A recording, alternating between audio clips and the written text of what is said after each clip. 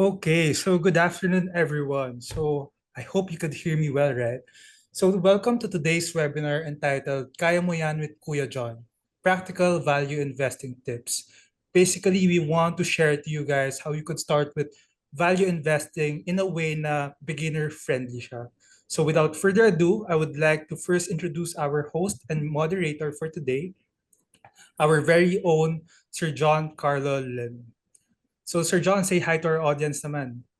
Hi everyone. Thanks for attending today's webinar. All right. And also, next, I would like to introduce our guest and esteemed speaker for today.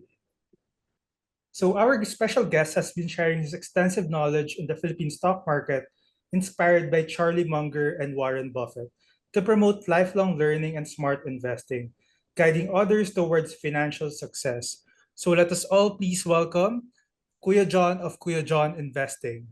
So, Hello. round of applause naman, guys. Maybe use the emoji here sa Zoom, right? Hello po. Kamusta po kayo? Happy Yan. afternoon to everyone. So, I would like to remind everyone to please stay until the end of today's webinar kasi we will be choosing 3 random people who will be winning our exclusive Dragonfly merchandise.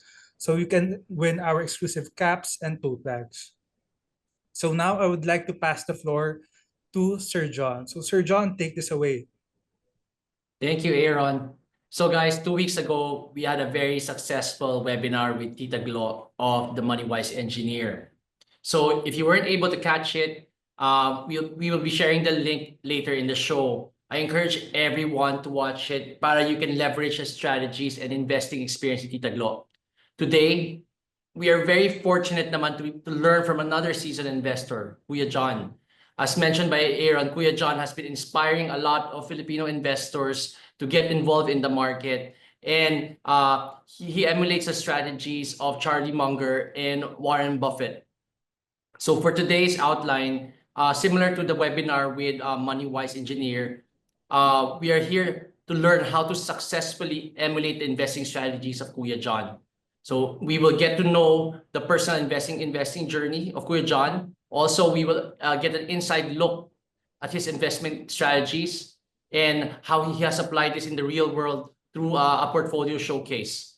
Then we will discuss how you can easily copy Kuya John's portfolio and in the process learn by doing. We will end the webinar with a Q&A. I think something na hindi ko na elaborate during the last webinar is that aside from copying the investment philosophies of experienced investors like Kuya John and Tita Glo, is you are essentially learning yung discarte nila in approaching the market.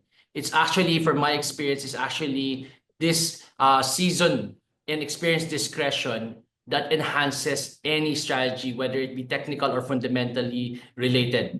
Secondly, important rin maintindihan yung investment strategy of the investor that you're trying to emulate. Why? Because you want to make sure that the strategy fits your own and bagay siya for your lifestyle and disposition. Essentially, busy tayo lahat with our day-to-day jobs, and what you are outsourcing is both the research and the discretion. So let's begin. So Kuya John, in your personal investing journey, what were your goals and dreams at the start that made you start investing? Okay. Is my audio okay? Yep. Okay, so I started in stock investing back in 2013 and nag-start ako na, sobrang yabang. Nung college I was a scholar and Latin honors ako when I graduated. I'm very very good at math. I'm very very good at programming. So magaling ako sa computers, magaling ako sa math. And I told myself, stock investing, these are patterns. Ano bang kayang-kaya ko to, I will kill it. I'll be very, very successful. Kikita ko ng malaki in such a short time. I will be able to buy a lot of stuff. So, yun yung nasa mind ko. But what happened is after a while, I noticed na I was wrong. And actually, I was very, very humbled with what happened to me na hindi pala ganun ang stock investing, and I was wrong. And anong nangyari sa akin, after a while, uh, naging sobrang pathetic ng nangyari sa akin. I was like trying to, find forums, I find mga inner forums for investing tips. I was trying to, pag may narinig ako na yung friend of a friend is in stock market, alam mo yun, yung tipo nagmamakaawa ka, pahingi ako ng tip, ano ba bibilin ko, and things like that. So it was very, very very hard and very anong tawag dito? Humbling. Humbling experience na I ended up with what they call hula analysis. Nanguhula-hula lang ako. And after 5 years, nothing happened to me. So it was a humbling experience na, intelligence is, anyways.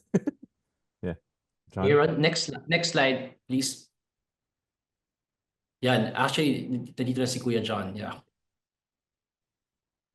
Yeah, so Go the, ahead. the stock market is really a different beast. Hindi siya tipong, it's not about intelligence. It's a different beast, and it's really humbling experience pag pumasok ko dito na thinking you will kill it, thinking you will be very, very successful instantly. Hindi siya ganon. Hindi siya ganon. Would you agree, John? Yeah, actually lahat tayo. And I've experienced na before kasi 'di ba I work as a proprietary trader for the US equity markets, and ang dami namin traders, we were like 100 traders, and the people that yung initially successful agad eventually may tawag mean reversion, bumabawi kasi usually that early success is beginner's luck most of the time. So nangyayari eventually, since hindi mo pa na-experience yung different market cycles, kasi iba-ibang market cycle, bull, bear, consolidation, iba-iba yung pag-ano di ba? Iba-iba yung how you should handle it So kung ano wala ka pang experience, tapos nagkataon na yung first try mo sa market, sobrang lakas na bull market.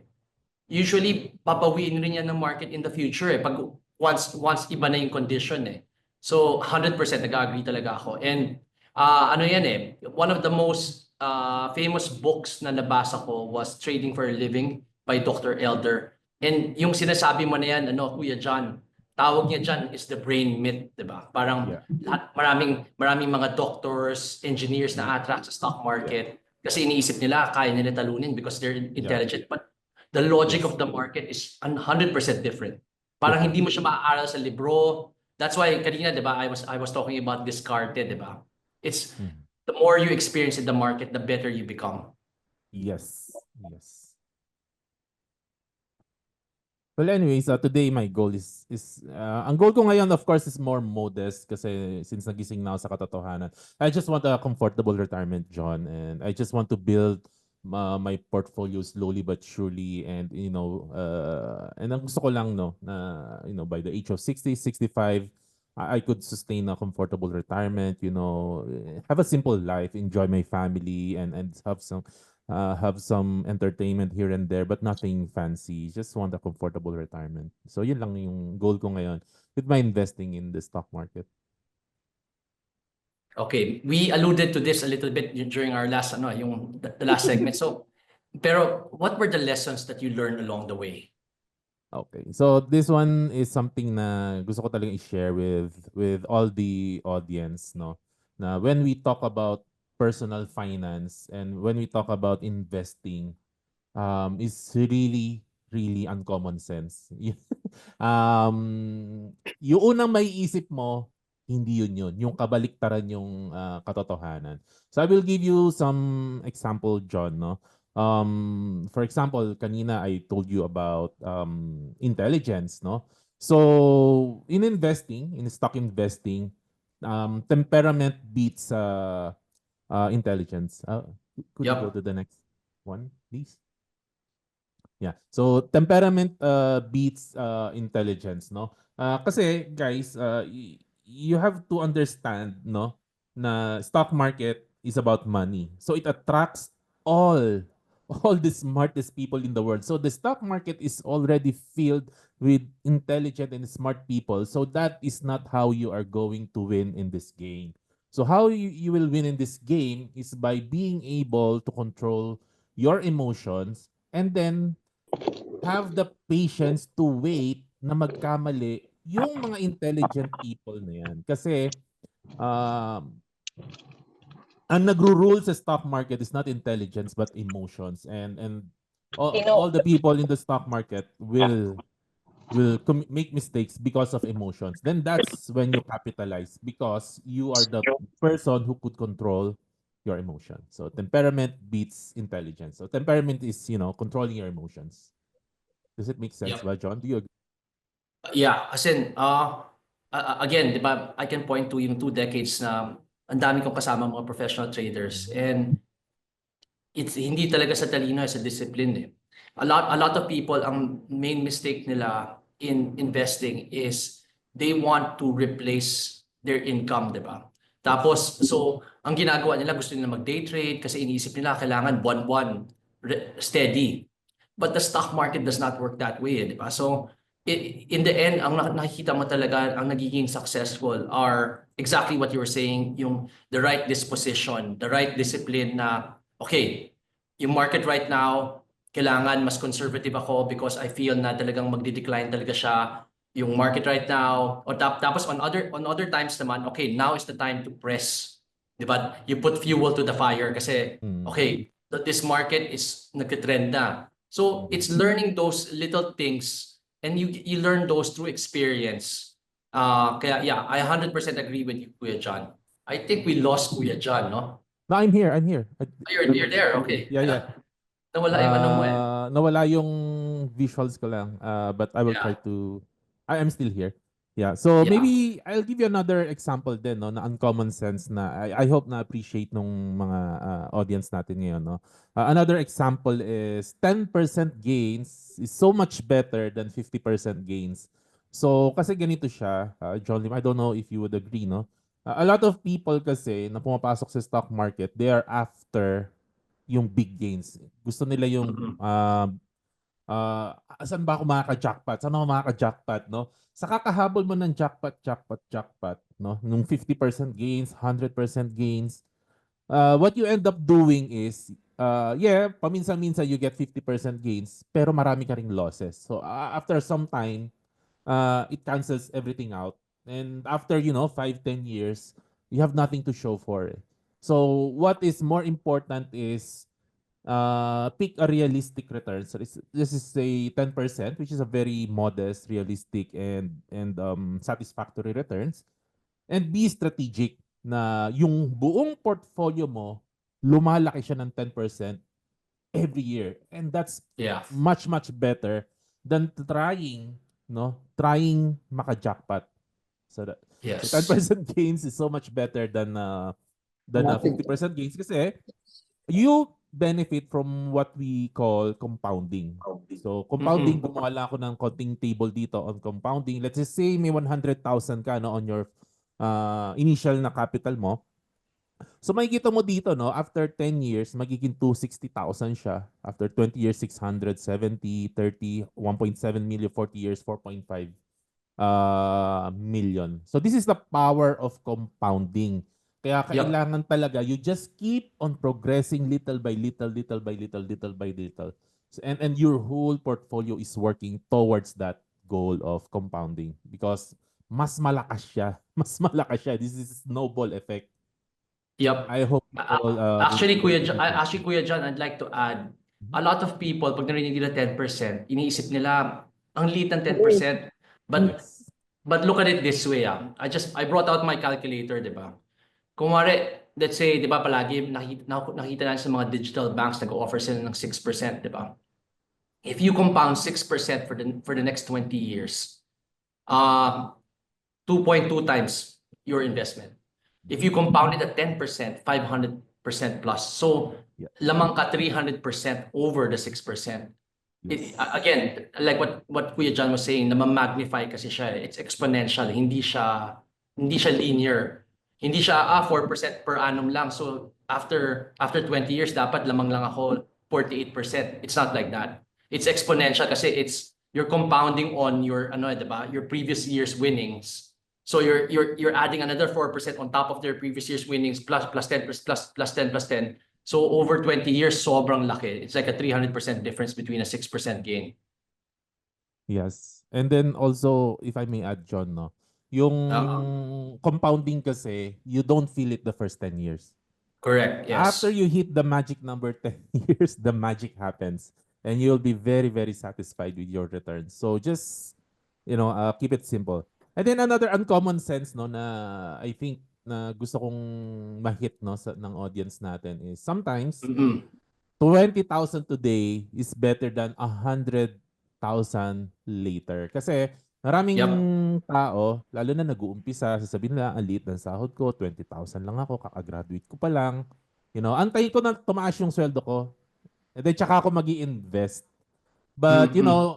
the power of compounding is not on your side. It's much, much better na kahit 20,000 lang, no? Yung pera mo today, try to invest 1,000, no? A month of that amount. It will be so much better, no? Than, inantay mo na ang laki ng sahod mo, 100,000, pero 45 years old ka na. You Yep. have so much less time to compound, and the math is not on your side. So you have to trust the math. It's so much better na kahit na maliit yung puhunan mo, but start early. Correct me if I'm wrong, Kuya John, kasi Mhm. you are the Warren Buffett disciple talaga, 'di ba? Yes po. Parang I came across an anecdote saying that 90% ng net worth ni Warren Buffett happened in the past 10 years alone. Did you hear something I like I have not heard of Oo, that, parang but I heard that and it makes absolute sense kasi as you keep on pointing out, that's the power of compounding, 'di ba? yeah, it makes sense. Yeah. Let's say for example, nag-start ka with 10,000 pesos, napalaki mo siya to 10 million in 20 years, 'di ba? Tapos yung 10 million na yon, maka 20% gain ka, it's 2 million, right? Versus before, pag naka 20% ka, is 2,000, di ba? Mhm. So, I came across an anecdote saying that Warren Buffett, 90% of his net worth happened in the last 10 years. It makes sense. It makes sense. Oh, Yeah. it makes absolute sense. And Maybe that 10 shows you or the power 20 of years, compounding. maybe 10, 20 years. Yeah. Oo, that shows you the power of compounding. That's why hindi ka pwede maghintay. If you wait, hindi mo na compound to that level. So, Mhm. magsa-start ka at a very old age na naghahabol ka na and it's very, very hard to catch up. Yeah. Yeah. Start early, guys. Okay. So, how did your investing journey change over time? Yeah. Okay, so sabi ko kanina, di ba, for 5 years, whole analysis lang ako, no? Kung ano-ano lang yung ginagawa ko. Hindi ko alam kung anong pinaggagawa ko, no? And then, so I said, 2017, 2018, I said, enough is enough, I have to study the GOAT, the greatest investor of all time, which is Warren Buffett. To give you an analogy, di ba? Yes. Look at Kobe Bryant, 'di ba? He is one of the greatest basketball player of all time. Why did he become one of the greatest basketball player of all time? He studied Michael Jordan, 'di ba? Kinabi niya lahat ng Yep. moves si Michael Jordan. So same with Warren Buffett, sabi nga ni Monish Pabray, no, one of the great investors, na wag mo nang i-reinvent, don't reinvent the wheel, no? Just Yes. copy the strategy of Warren Buffett and you're all good. So yun yung ginawa ko. I consumed everything I could find about Warren Buffett, podcasts, video, articles, books, you name it. Binasa ko, kinonsume ko lahat, everything about Warren Buffett, and nag-resonate sa akin talaga yung ano niya, yung investing strategy niya, which is value investing, and I really like value investing. So guys, give you some ano lang info on value investing, no? So value investing, ganito kasi siya, no? Yung pinaka basics niya, wag mong iti-treat yung stocks that they are just symbols. Hindi sila symbols na tumataas baba yung price. Behind the symbol is a real business. So you have to treat your stock investing, no, as if you want to own the business that you are buying. Yun ang value investing. You want to own that business. Gusto mo talaga ikaw ang may-ari nun. These are real businesses. Hindi to symbol na gumaganon-ganon sa monitor mo, no? Taas baba sa monitor mo. And kaya siya tinawag na value investing, kailangan naiintindihan mo or you could come up, no, with from evidence, you have to come up kung ano yung fair value or ano yung value ng business na yon. And dahil nga ang market is an emotional place, it's very very possible na yung presyo niya ay mas mura kaysa sa totoong halaga nung stocks na binibili mo. For example, no? Dahil nga emotional yung market, takot lahat ng tao, nagkaroon ng problema, nagkaroon ng tsunami, nagkaroon ng baha, whatever, bumagsak, no? Ang share price ng isang stock naging 2 pesos per share, no? But you know na it's worth 10 pesos per share. So doon ganun gumagana ang value investing. You buy a stock way below kung what it is really worth. So yun yung value investing in a nutshell. And yeah, you make money if you buy far less, no? Yung kasi nga emotional plays sa stock market at nangyayari to at patuloy siya nangyayari all the time. Yep, tama. I agree. So, Kuya John, ito, medyo exciting part na to. How has your portfolio grown over the years? Yan. Everybody wants to know, di ba? Siyempre, it's inspirational eh. Like, ako rin before, when I was starting out, I wanted to know what is possible. So, let's show them what is possible. Yeah, kasi nga, before I discovered value investing, suntok sa buwan bara-bara eh. Wala akong strategy, wala akong direction. I don't know kung anong ginagawa ko, di ko alam saan ako pupunta, no? But before after I discovered value investing, no, I have a clearer mind. Could we go to the next po, please? Ayan. So, I have a clearer mind. Mas madali. Kasi, it's so much effective, John, no? If alam mo yung end game. Beginning with Yep. beginning with the end in mind, no? So, ano ba yung ending na gusto ko mangyari sa buhay ko? I just want a comfortable retirement. And ano yung magiging journey ko? Steady compounding. Kailangan ko mag-compound steadily, slowly but surely. And paano ko magagawa yung journey na yon, no? Ano yung process? The process is I have to buy good businesses. Businesses that keeps on growing and growing and growing and growing. Pero syempre, aabangan ko yon kapag mura siya. Kapag like the present Yes. na yung prices sa market is attractive pag cheap siya, no? I have to capitalize when other people are emotional, no? Ayun. And at present, my returns have surpassed my expectations. Actually, hindi ko na lang shinare kina Aaron, no? But in one of my earliest broker account, since 2018, from 2018 to the present, no? This is another broker, di ko na babanggitin, kalaban eh. It's fine. Okay. I did 3x in 7 years in one of my account. Yeah. So Very, very yun yung- impressive, Kuya John. Yep, very, very impressive.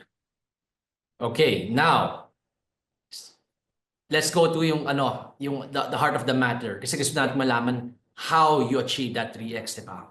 Strategy deep dive. Can you explain to us your strategy and approach to value investing?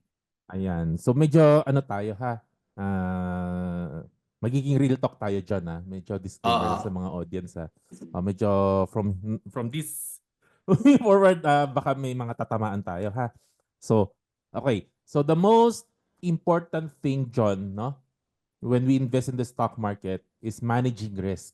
It's all about risk management. And madalas Yep. po natin naririnig, no? Kapag may kausap kayong financial advisor, nagbebenta sa inyo ng products, sinasabi sa inyo, no, the lower the risk, the lower the reward. The higher the risk, the higher the reward, no? So, kung takot ka, mag-time deposit ka lang. Kaya lang, ang liit lang ng kita mo, 3%, 4%, no? Kung gusto mo ng malaking kita, no, mag-high risk ka, mag-cryptocurrency ka, taas na risk na, pero malaki yung possible na reward mo, no? So, in that sense, totoo siya. But that is, if we are talking about asset classes, pag namimili tayo ng asset classes, no, that's true. But when we are in the world of stock investing, and we are under the framework of value investing, actually, ang nangyayari dito, the lower the risk, the higher the reward. Mas mababa yung risk mo, no, na mawalan ka ng pera, mas mataas yung potential na kumita ka. Do you want to know more, John? Yep, ako sobrang that is 100%, that's 100% right. Like for example, in the Philippines, ako I'm a dividend investor, di ba? Mhm. But in the US, I'm a momentum growth investor, di ba?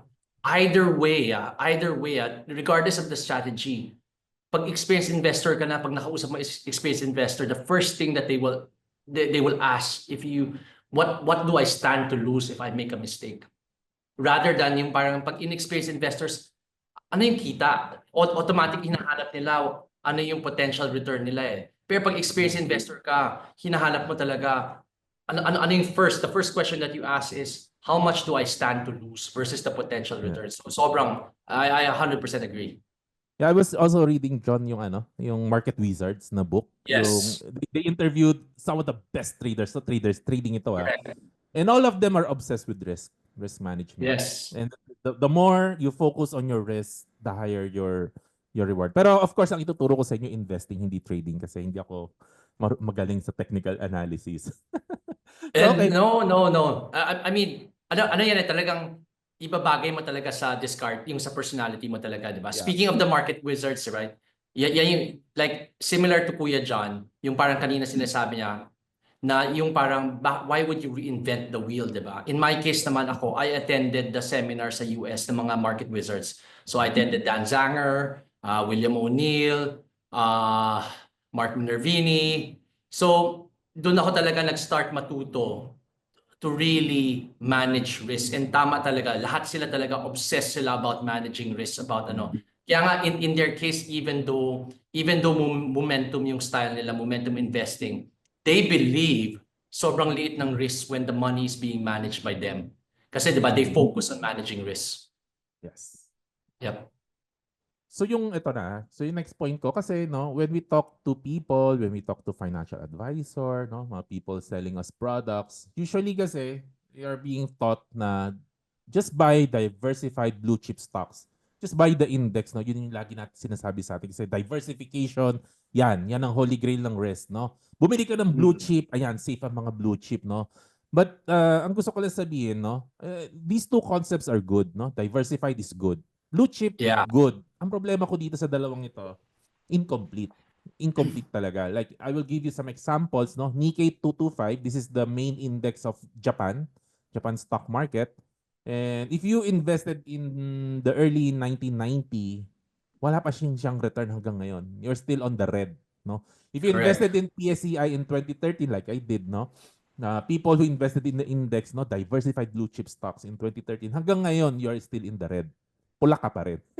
Yep. So, we have to add more kung gusto natin maging successful. We have to add more dito kasi kulang to dalawa to. Dadagdagan natin, For example, rule number 1 ko po lagi, may gusto ka ba Sorry John, sige. ako muna. Can I Sige add lang. something? Yes. Kasi sobrang tama talaga yung sinasabi mo. And I always say this na one of the things that I hate about yung investment industry, as a professional investor myself, nakikita ko palagi, kina-cut and paste nila yung mga narinig nila from the US, tapos as if applicable siya. Like for example, palagi yung sinasabi, di ba, peso cost averaging into the index, or yung sinasabi mo nga, Kuya John, di ba, parang fully diversified ka, but actually mali yun eh. Because there's an appropriate level of diversification, yung palagi ko sinasabi. I won't explain it here anymore kasi I keep on repeating this na talagang beyond the 19th stock, you are actually not being paid for diversification. Every academic study has shown that the standard deviation of your portfolio does not rise beyond the 19th stock, diba? Parang something like that. So, at the same time, palagi sabihin nila time in the market. Okay, where did that adage come from? So, since 1942, if you invested in the S&P 500, 80% of the time, up yung S&P 500. So I backtested. Tingnan ko, let's look at the PSEI. If you invested in the PSEI, since it was created in the yung parang yung talagang reconstitution in the 1980s, it was only up around 60% of the time. Still above 50%, but 60% is not 80%. So saying time in the market, just because yan yung ginagamit overseas sa US and stuff like that, doesn't mean na it's correct for the Philippine context. Secondly, the one that I'm showing to you guys right now, the chart that you're looking at, I traded through this kasi I started trading the US markets Feb of 2000. So similar to your example kanina, what a lot of people don't realize is after the dot-com bust, it took the S&P 500 10 years before it was able to make a new high. Tawag nga nila in the US, it's called the lost decade of investing of the S&P 500. But I was trading throughout this time, and sobrang daming opportunities in spite the fact that the S&P 500 was still stuck inside the box. As a matter of fact, yung puhunan ko talaga, the foundation of my investment winnings came from this decade na ang dami talagang outperformers even though the index was not winning. So that's why I really don't believe na whenever people say, oh, down ang PSEI, down ang S&P 500, but you're not really investing in the S&P 500. You're not investing in the PSEI. It's not the stock market. It's a market of stocks, diba? And people don't realize that during this decade, the PSEI actually outperformed the US by 5% per annum. Baliktad to what we're experiencing this past decade. Sorry, John. Sorry for interrupting It's you. okay. It's okay.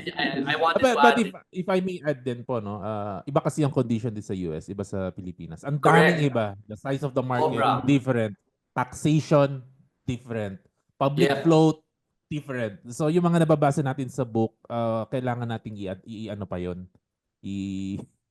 ito-tweak pa natin kasi Yes. yung mga nagsusulat kasi ng book, taga-US sila, no? So pagdating sa Taga-US, Pilipinas, tas gusto iba. natin So, apply dito sa Philippines. It's Oh, different. sorry, John, ha? I-interrupt kita again, ha? yes, sige lang. I can weigh in on this, eh. The reason nag-work ang peso cost averaging sa S&P 500 is there's two things na nangyayari sa S&P 500. John alluded to one of them. Number one, the primary mode of distribution, mga investors in the US, mga institutional investors, they do not want to receive dividends. Kasi the moment they receive dividends, that is a taxable event. Yeah. So gusto na nila buy back.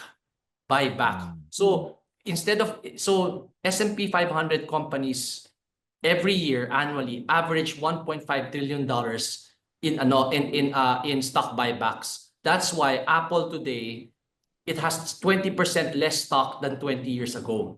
Number two, ang naging primary mode of investing sa US is through ETFs. So yung ETFs, kasi why? Kasi diba they have their retirement accounts, that's why I keep on talking about the pera as the key, diba? Sa US, they have their retirement accounts, and lahat ng retirement accounts na yon, they keep on investing in the VU, yung Vanguard S&P 500. Because of that, nagkaroon ng self-fulfilling prophecy, the two things, corporate buybacks, stock buybacks, and yung ETF investing, nagkaroon ng momentum. Kaya yung US stock market progressively goes higher. Kaya nag-work yung peso cost averaging and time in the market. But those two things are not present in the Philippine Stock Exchange. Yeah. So whenever you hear, mag-invest ka lang in an index fund, actually, ang taas-taas na ng fees na binabayad mo, and that's not gonna, it doesn't, the thesis na ginagamit nila, the fundamental concept na ginagamit nila that comes from the US does not apply in the Philippines. Yes. Sorry, John. It's okay. I will go back to yung original topic na risk. I'm talking about risk, no? So yung number one risk na gusto kong sabihin sa inyo is you should only invest in simple businesses that we can understand. This sounds too simple, but I want to tell you guys, kapag pinasok mo ang isang stock na wala kang idea paano gumagana yung ganong klaseng business, you are introducing risk. You are introducing risk, no, sa investment mo. Kailangan naiintindihan mo siya, no? Like for example, bigyan ko example, no? Property, no? Mga developer ng condos, mga ganyan, no? It will be a big help, no, kung papasok ka, mag-invest ka sa property, mag-invest ka sa DMCI, mag-invest ka sa Ali and things like that. It's a good idea kung real property agent ka rin, or maybe asawa mo real property agent, kasi you know how the business works, no? The moment na pinapasa mo sa negosyo na hindi mo alam paano nag-work, ayan, mahirap yan. You're introducing risk, no? Like example, airline, gambling business. Paano ba kumikita yan? Ang mahirap, no? So kapag hindi natin alam, may halong hula-hula na kasi yan. So, pag humalo ang hula at ang investing, ayun, mahirap po yan, no? So, this is the artistic side kasi ang investing is both artistic and scientific, di ba? May numbers, may artistic. Ito Yeah. yung nasa artistic side, no? Kailangan you start with businesses that you could understand. Ayan. And you want me to go on? Yes, please. Sorry, Okay. John. So, sa I numbers will try naman, not to interrupt. okay, sa numbers naman, look for strong financial health. Ibig sabihin, yung kumpanya hindi nahihirapan. Ibig sabihin, very, very healthy. Again, no, maraming negosyo kasi, no, pag tiningnan mo yung mga financials nila, no, sometimes, napaka-complex nung ano, napaka-complex ng capital structure. May preferred shares, may bond, may ganito, may ganon, may investor sa ganyan, may investor sa ganon. Minsan ang hirap-hirap eh, no? Eh, hindi nga patalinuhan ng investing, no? So pag ganyan na nahihirapan ka, complex yung capital structure niya or yung debt, hindi mo maintindihan yung debt niya, hindi mo maintindihan paano babayaran yung debt niya, eh di mag-invest ka na lang doon sa mga company na walang debt or very, very minimal yung debt. Yung konting-konti lang ang debt. Kasi guys, ang utang para kasing yung cancer. Para yung cancer eh, no? Na once na nag-pile up, nag-pile up yan, at once na nahirapan ka na magbayad ng utang, ay parang cancer yan. Na talagang kakainin yung company hanggang mamatay yung company. Kasi if you want to pay debt at kulang yung kinikita mo sa pagbayad mo ng utang, ano mangyayari? Magbebenta ka ng asset. Pag nagbenta ka ng asset, the following year, mas bababa ang earnings mo kasi mas konti na asset mo, mas konti na ang opportunity mo to earn. So anong gagawin mo? Lalong hindi mo mabayaran yung utang mo. Anong gagawin mo ngayon? Lalo ka magbebenta ng asset, wala na, pabagsak ka na. Anyways, that's another thing. Another thing, no, natutunan ko lately, no, you have to invest in the best. You have to invest in the best. You have to follow the leader, no? Kasi ganito 'yan. Business, capitalism kasi to, John, no? Yep. Capitalism is open for everyone. It's about creativity, no? So kapag ang isang negosyo maganda ang takbo at nakikita ng iba na maganda ang takbo ng business mo, ano mangyayari? Maraming maiinggit sa negosyo na yan. And because this is a free country, capitalism tayo, no? Yung maiinggit yan, magtatayo ng negosyo, kakalabanin. So kailangan mauna ka na, isipin mo na agad-agad ngayon pa lang na yung company na gusto mong bilhin, kakalabanin yan in the future, tanggapin mo na. Kaya dapat ngayon pa lang, alam mo na yung stock na binili mo, yung negosyo na bibilin mo, magaling talaga sila. At kayang-kaya nilang talunin kahit sino pa dumating dyan, no? Ayan. So halimbawa, yung mga numbers na pwede mo makita to support this, no, yung malakas tumubo. Pag ang isang company, John, no, mas malakas tumubo than their competitor, mas magaling yan. Kasi paano niya nagawa na mas malaki yung tubo niya? Mas magaling, mas ano siyan, mas mataas ang competitive advantage yan. Mas efficient gumamit ng pera, no? Hindi sila gastador, no? Magaling talaga sila sa pag-manage ng pera, no? At matipid sila na nagagawa nila yung products and services na kahit na mas konti lang yung ginagastos na. Ayun, mga ganon. Ano pa, malakas ang brand, no? Ayan. At et cetera, no? Dapat marami kang nakikita magagandang qualities dun sa company na binibili mo na nakikita mo mahihirapan talaga ang kahit sinong kalaban. Kasi guys, no, pag ang isang stock na binili mo, although for one reason or another may nakikita kang something attractive sa kanya, but pag yung business na yan, nakikita mo na hindi siya yung the best, baka kainin siya nung mas magaling. Baka talunin siya nung mas magaling. Yari ka dyan sa future. Kasi ganyan talaga yan eh. Sabi nga ni Warren Buffett, hindi na uso ang war ngayon, hindi na tayo nagpapatayan. Pero ang negosyo, nagpapatayan pa rin hanggang ngayon. This is the name of the game. Would you agree, John? Yep. So sobra. As in, that's really the way I invest sa Philippines, diba? One of the ano nga, diba? One of the secure, that's why parang may security blanket ka sa Philippines. Example, one of my favorite, Manila Water, diba? Duopoly lang sila. Dalawa lang sila, Manila Water, right?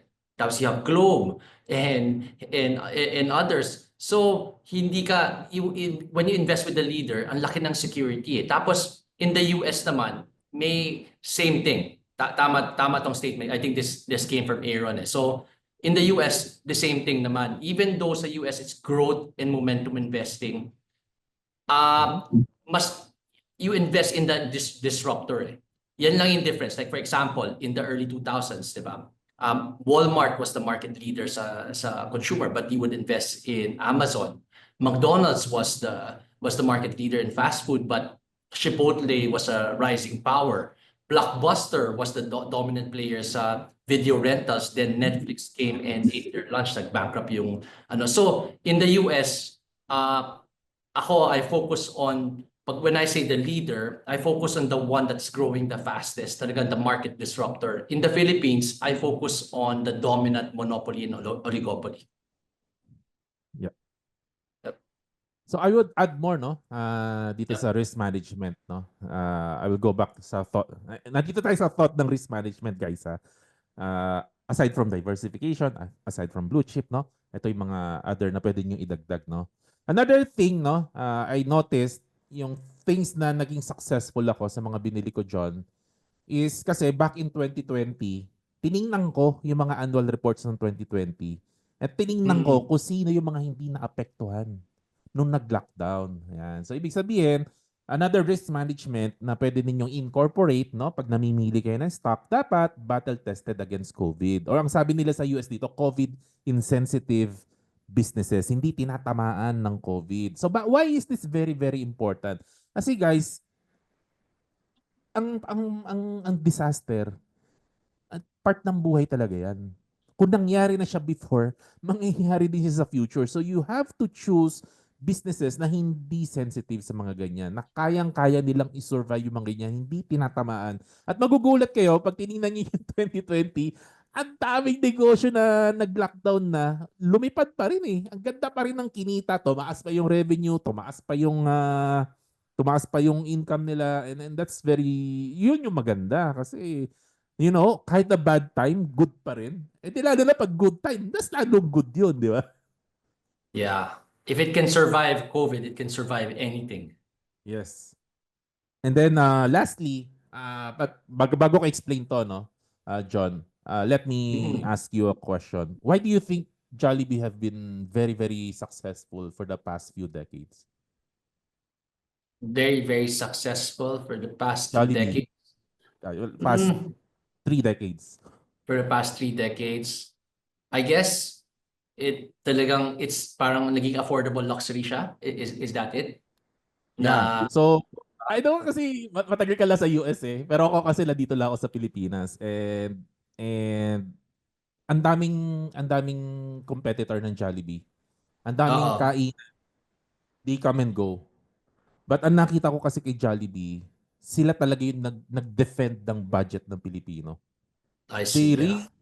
I feel, no, sa boardroom nito, hindi ko pa nakita, no? Hindi pa ako naka-attend, no? Kung anong itsura ng boardroom ng Jollibee, pero I'm almost sure na every time naging-meeting sila, ini-squeeze nila yung brain nila para how they could come up with products na ma-afford pa rin ng mga tao. I think this is what they did.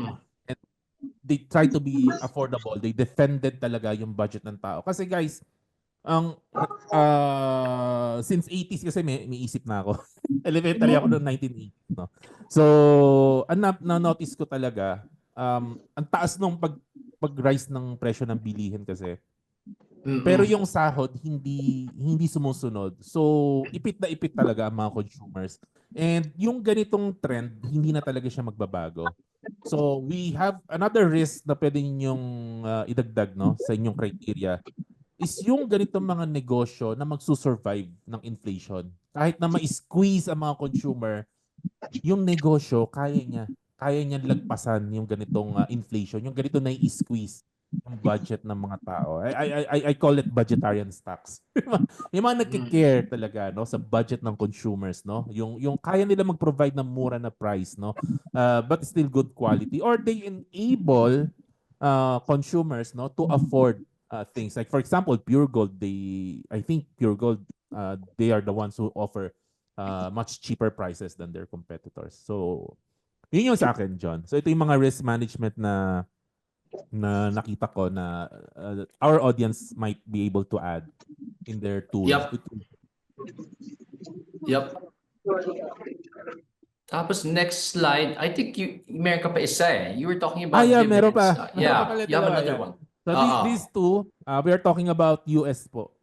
Kanina, no, John, no, US, no? And versus the Philippines. So sa Philippines, you have to adapt. Wala tayo sa US, no? So sa Philippines, dividend stocks, kailangan talaga ang bibilin mo na stocks is dividend paying stocks, no? Bakit? This is risk management. Bakit? Kasi una, nalilimit mo yung universe mo, no, sa mga companies na most probably maganda. Kasi Yep. kaya nga yan nakakapagbigay ng dividends kasi may excess cash yan. So ano ang mas magandang company?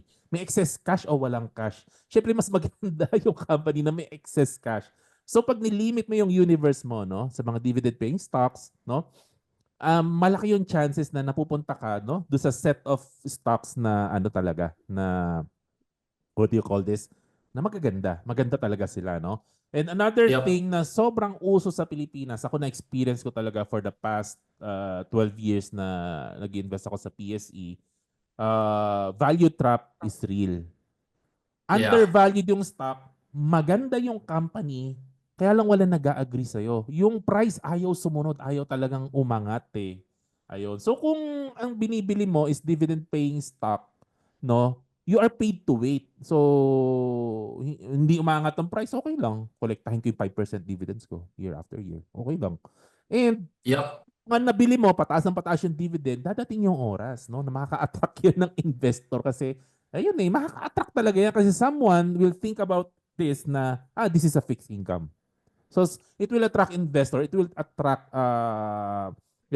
demand and it will push the price higher. So kailangan talaga dividend paying stocks, John. And then lastly, syempre dahil value investor ako, buy when it is a bargain. Buy only when it is a bargain. Kahit anong ganda ng isang company, kapag mahal, masisira po ang diskarte po natin. Bibilhin lang natin yung isang stock kapag mura. Kasi pag mura, mababa yung price, saan papunta ang correction? Pataas. Pero pag nabili mo ang isang stocks na mahal, saan papunta ang correction? Pababa. So, probabilistic po ito. Probability po ang pinag-uusapan natin. So, always, no, na kailangan patient po tayo. Ako nakikita ko sa audience ko, Sir John, no?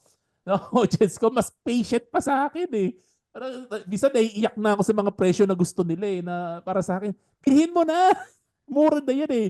Gusto nila mas mababa pa. Hindi, mag-aantay pa ako. That's good actually. Yeah. At least may discipline from the start. Yes. Actually, Yes. I wanted to add something, Kuya John eh. Yes po. So, ito yung gusto ko malaman ng audience natin right now. Okay, why does, di ba, Kuya John was talking about value trap, di ba? And Yes po. yung isa naman, yung versus yung dividend stocks, di ba? The reason sobrang talagang mahilig ako sa dividend investing is this. Okay, let's say may isang company, di ba? Pababa yung stock price niya, di ba? Tapos hindi siya nagbabayad ng dividends. Sino magsasabi na mura na yung company yan? So gagawin nila, check nila versus the PE ratio. Sabihin nila, mababa na yung PE ratio compared to the 10-year average. But what if yung 10-year average na yun yung problema, di ba? Versus, let's say, for example, a dividend-paying stock. Let's say it's a great company. Tapos, nagbabayad na siya ng 7.5% dividend. Tapos, it's a great company na alam mo, rising yung earnings na in the future, tataas pa yung dividends niya. Talagang alam mo, when it gets to that 7.5% yield, mura na yan. So, kasi babayaran ka ng 7.5% versus something, may tangible returns ka versus something na, mura yan because compared sa 10-year average niya, mura siya versus yung isa, mura na yan kasi babayaran ka ng 7.5%. Secondly, another point that I would like to make about dividend-paying stocks, yung dividends kasi yan yung signal to investors like what Kuya John said. First, nagbigay siya ng dividends, that means may excess cash yung company. Second, it means na aligned yung interest ng major shareholder with the minority shareholders like us. Na, okay, every time may pera ako, I will give you more and more dividends. Kasi I want the dividends, you want the dividends, it's a tangible return. So those are the two things why sobrang valuable yung dividends as a signal to investors. It's parang ano na nga siya, parang de facto corporate governance siya kasi napoprotect niya yung minority investors. Yes. And tsaka, John, no? Maliit yung market natin eh. Minsan, Yes, pag hindi nagbibigay ng dividends yan, maaari walang makakita sa company na yan. Nakatago na lang siya sa liblib. Walang exactly. makanotice, you know? Pero pag may dividends, may Exactly. makakanotice yan. Ako nga, John, never talaga ako. I really hate criticizing yung mga companies behind the PSEI kasi yung mga companies na to, sobrang successful sila, di ba? Mhm. But a successful company is not the same as a great stock, Yes. especially in a illiquid market like the PSE. Yes. Yes. Yun eh. Kaya nagkakaroon ng value trap. Na sabihin mo, oh, mura na yan. Okay, by what measure? Diba? That's the next question. That's the next question. Mura siya by what measure? Pero Yes. kung ano may dividends yan, mura yan because nagbabayad siya way higher than the 10-year yield na risk-free. Diba? Mm. Parang something like that. You are compensated for the risk. Yes. Okay, next. Would you say that your strategy, Kuya John, is difficult to learn? Okay. Sige. So let me answer it this way muna, no? So short answer is it's easy. It's easy. But gusto ko lang bigyan ng emphasis, guys, no? Maraming pumapasok sa stock market at ang unang-unang hinahanap nila sa stock market is shortcuts. Papaano ako kikita ng malaki agad-agad. Tapos pag Yeah. sinabi mo, aralin mo yung negosyo, ayoko niyan, ang hirap niyan eh. But the easiest way to learn is to do it right. Yan, you have to do it right. You have to learn fundamental analysis. Kailangan aralin natin talaga yung negosyo behind the stock. Kasi yan talaga yun. Business ang binibili natin eh. So wala talaga tayong takas dyan na kailangan marunong tayo tumingin ng negosyo. Marunong tayong maka-appreciate ng negosyo, no? Ayan, no. So hindi ba pwede no na shortcuts tapos ignore natin yung fundamentals, no? Ayan. And also, no, kung nag-aaral ka ng fundamentals, kung may iba kang strategy, no, mag-name names na tayo, no, kung technical analysis person ka, active trader ka, no, John, Mm-mm. yung result mo will be much, much better kung hahaluan mo ng fundamentals, eh. So, Absolutely. yeah, Yeah. so for me, no, do it right. Start ka talaga sa fundamentals. Start Yep. with how do you appreciate a business. So yon. So I think the answer is it's easy. It's easy. Next slide po, please. So but I have to say this, no, John, no? Sorry. Sorry, tamaan na sino tatamaan na. So maraming institution ang nagsasabi, retail investors no tayo. Hindi daw tayo dapat nagpipick ng stocks kasi stock analysis is too hard, no? And kailangan daw natin ng professionals, no, na gagawa ng decision para sa atin kasi doon sila trained, no? But yung Yep. argument ko kasi dito, John, no, karamihan ng fund managers na yan, no, institutions na yan, no, they are in the red. Karamihan sa kanila. If you, nakalimutan ko yung website eh. May website yan na doon lahat ng funds, no? These are run by professionals, no? Most of them are in the red. Most of them are in the red. Now, I will give you some examples on people that I know. Could you go to the next spot, please? Actually, John, can I Sige po. can I Sige make po.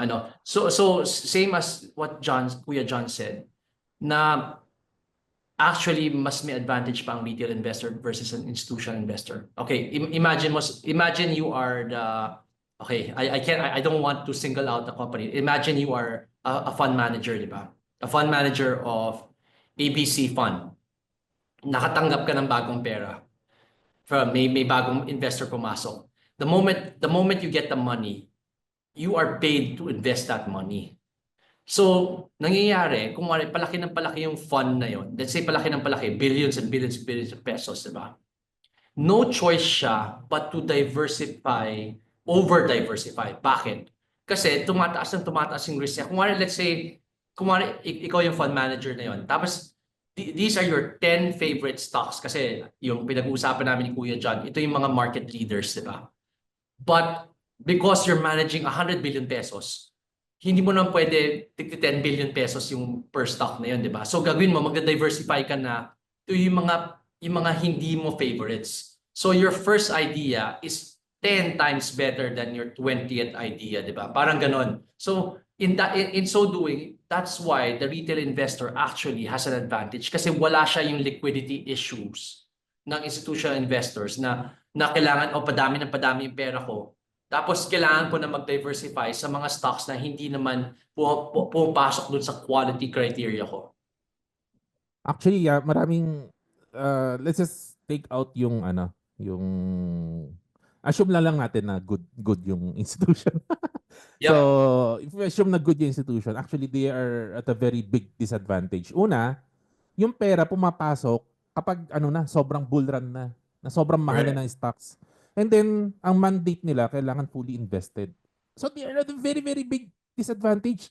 Magpipilitan Yep. silang bumili kapag mahal. Tapos, kapag bumagsak ang mga share price, nagmura lahat ng share price, nag-bear market, naglalabasan ng pera yung mga tao. So, Yep. napupwersa sila magbenta. So, they are the very, very big disadvantage. Another thing, yung universe nila, umiikot lang yun sa blue chip stocks. And there are other good investment na wala sa blue chip na pwede natin Correct. i-take advantage. Hindi sila pwede kasing mag-invest sa small caps kasi hindi kakayanin. Kasi malaki yung Yep. pera nila eh. But us, kaya.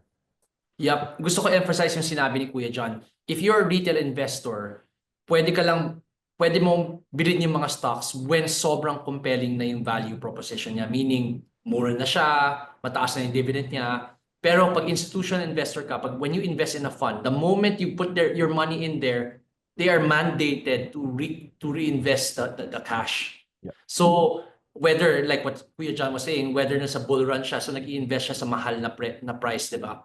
But as a retail investor, especially if you become an experienced retail investor, you can bide your time, you can wait for the right opportunity to strike. Yes. Yes. Yes. Yes. Agree. So I'll give you some example, John, Yeah. if I may. So, back in 2022, may isang someone close to me, hindi ko na sabihin ko sino. So, pero very, very close to me. And then, tinuruan ko lang siya ng mga simple concepts, no? These are the patterns na titingnan mo. Just go to MSN Money, sabi ko sa kanya, tingnan mo ito yung mga patterns to watch for. And siya yung namili ng mga investments niya. And today, 35% up siya. Yeah. And you know how simple or how tawag nito, hindi ko masabi. Hindi siya nagbubukas ng account niya all the time. Nagbubukas lang Yes. siya ng account niya 3 times a year pag may extra budget siya. And today, 35% up siya while institutional investors are red right now. Correct. And this is someone na hindi as passionate as me. And I mean, she's living her own life, no? Basta tinitingnan lang niya yung patterns na tinuro ko sa kanya. And then I have another one. I have next po. Ito naman, portfolio to ng pinsan ko. And pinanonood niya kasi ako since last year. And nagbukas siya ng account sa Dragonfly. I was so proud, no? Kasi shinare niya sa akin na yun nga, yung mga natutunan niya sa mga videos, yung mga simple Yeah. patterns to look for, yung how do you check yung mga stocks. And ito yung portfolio niya. And nasa green siya ngayon. Nasa green siya ngayon. Although, 5,000 pa lang yung nilagay niya dito. But I'm still very, very proud dun sa pinsan ko. Yan. Yep. And then I'll also give you another last example. Nandito ba si Tita Glo? Nandito si Tita. I hope so. Alam ko lang dito si Tita Glo. So si Thank Renz, no? Maraming viewers si Renz. Maraming viewers si Moneywise Engineer. Ako rin, maraming viewers. And nagla-lurk ako sa comment section and I could tell just by reading sa comment section, ang dami naming viewers na ang gaganda ng kinita kasi nag-invest sila eh. On their own. Since nung pandemic, some invested back in 2020, some invested back in 21, 22. At ang ganda-ganda nung naging results and sobrang nakakatuwa kasi sinusundan ko talaga yung comment sections na nagigets nila yung principles ng value investing, nagigets nila yung principles ng dividend investing, and then in-apply nila and it resulted very, very well. Yep. Ayan. Okay. And ayun din, sometimes, no, katulad ng sinabi ko kanina, it's not about intelligence, it's about emotions. Kasi when you see that other people are wrong because of their emotion, you have to be comfortable na maging contrarian ka. Ibig sabihin, nakakontra ka. Baliktad yung ginagawa mo sa lahat. Like for example, today, John, no, alam naman natin, no, ako tinitingnan ko, naiiyak na lang ako sa ano eh. Parang every month pag nag-check ako, yung volume pababa ng pababa. Daming Yes. investors, ang daming traders nasa sideline. Ayaw nila, nag-aantay.